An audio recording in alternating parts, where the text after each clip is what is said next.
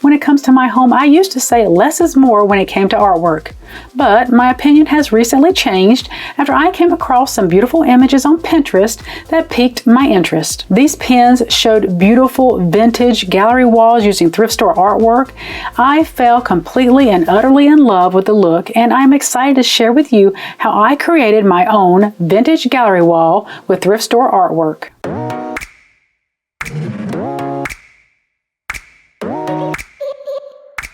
This first vintage wall includes Baroque frames with artwork that portrays animals, people, and landscapes. You can easily replicate this look with frames from the thrift store, along with artwork you can find from Etsy, and some you can even print right from your own computer. Keeping everything monotone is a great way to group thrift store artwork without it feeling so overwhelming. Or if you want to add a little bit of color and whimsy to your gallery wall, bold splashes of modern artwork is a great way to break up a gallery wall that feels a little stuffy.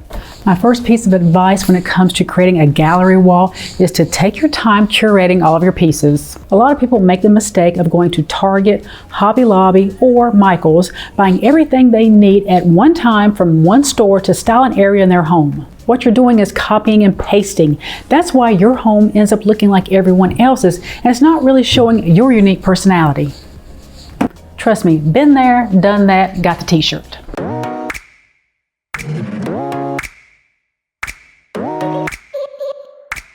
The first place I would encourage you to visit is an antique store. Now in my area, they're called antique stores, antique malls, antique emporiums. They're all phrased a little differently, but I have noticed that when I go inside, I don't really find a lot of antiques, but I do find a lot of vintage items. And a lot of times when you go to an antique store, depending on how large it is, you'll even kind of find flea market-y items, which are not really vintage, they're not really antique, they're kind of replicas, I guess you could say, to make look antique or vintage, which means they're usually a little bit cheaper. Because honestly, the items I have in my home are mainly vintage. I don't think I even have one item in my home that's antique, except for maybe me.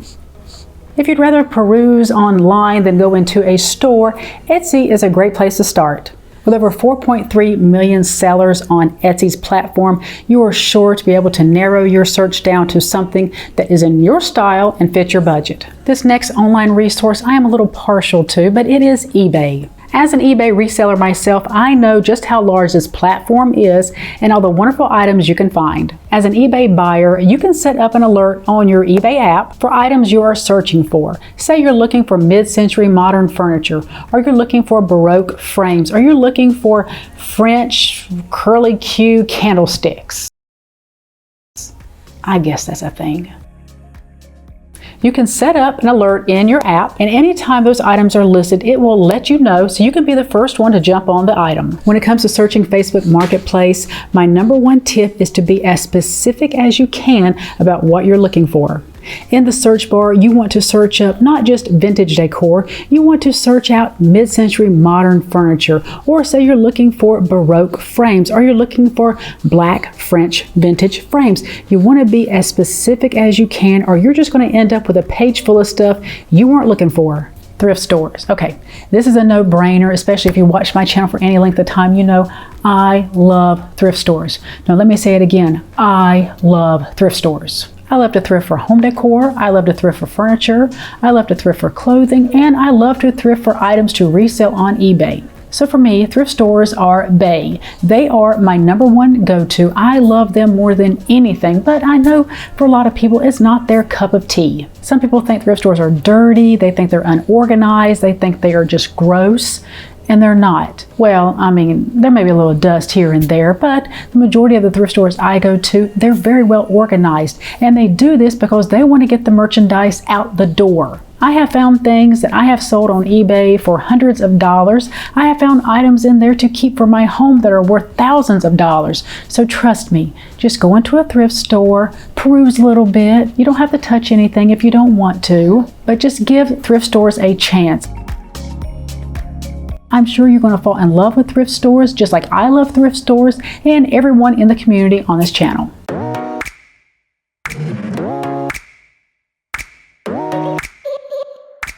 You can also mix and match the artwork and frames you find secondhand. Say you find a gorgeous Baroque frame, but you're not too keen on the artwork inside the frame.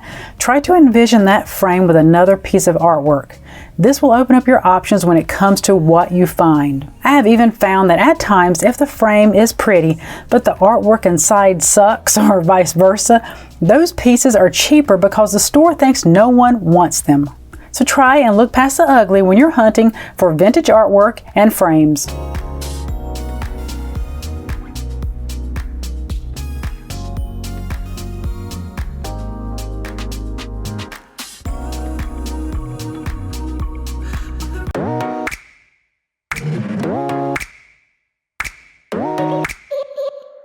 When it comes to how to arrange your artwork on your gallery wall, the possibilities are endless. But if you need a little bit of help and a little guidance, I have created a little cheat sheet. You can find it over on my blog.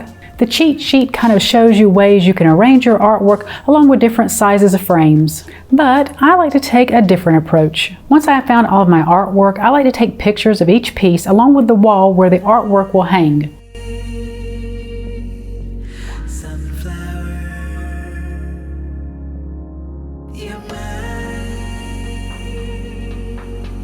From there, I go into Canva and I build my gallery wall before one nail ever goes into the wall.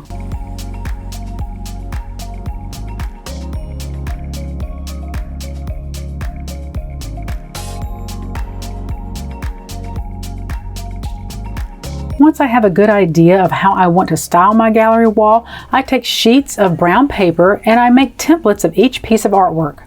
This may sound like a lot of work, but trust me, in the end, you will thank yourself. This extra step will keep you from unwanted holes in your walls because you didn't like the placement of the artwork.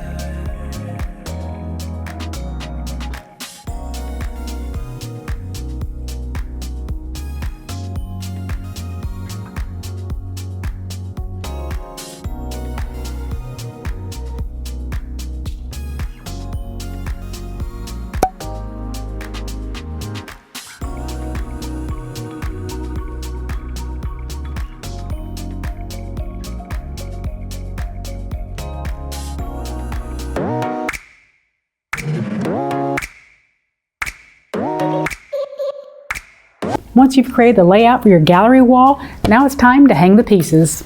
But before we actually hang the artwork, we're going to use the templates we made as our guide.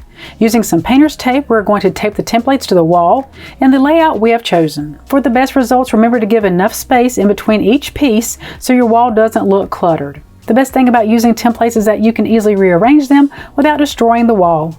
Next, we need to choose what we're going to use to actually hang our gallery wall. You can go the regular route and use nails, or if you're renting or if you don't want to put holes in your walls, you can always choose command strips. Every moment tonight, they led me to you.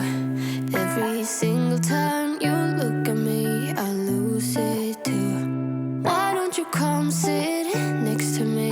Let things happen naturally, like it used to be.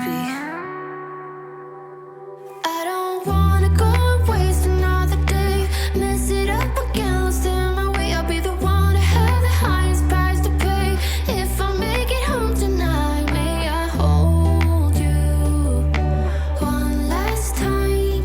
Let me hold you one last time. What if it's too late for me now? What if you're gonna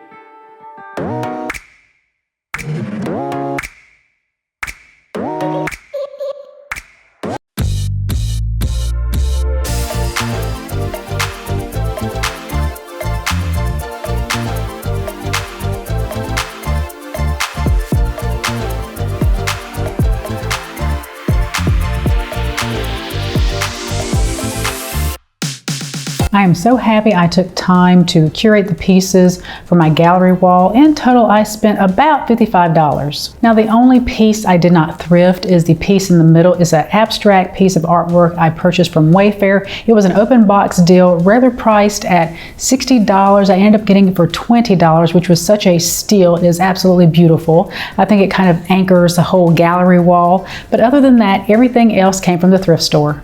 I still need a few pieces of artwork to go inside some of the frames, but having them up on the wall gives me a better picture of the artwork I'm going to be looking for. Leave me a comment and let me know if you are into gallery walls, or do you take a more minimalistic approach to your home when it comes to artwork. You can find the blog post for this video linked in the description box. In that post, you can find all the information you need to create a beautiful gallery wall. I'll also have the cheat sheets, and I'll leave links to everything I mentioned in this video. If you enjoyed this kind of video, I'd appreciate a thumbs up. It really helps out my channel, and it lets the YouTube algorithm know that this video is worth watching. Don't forget to like, share, comment, and subscribe, and I'll see you at the next one.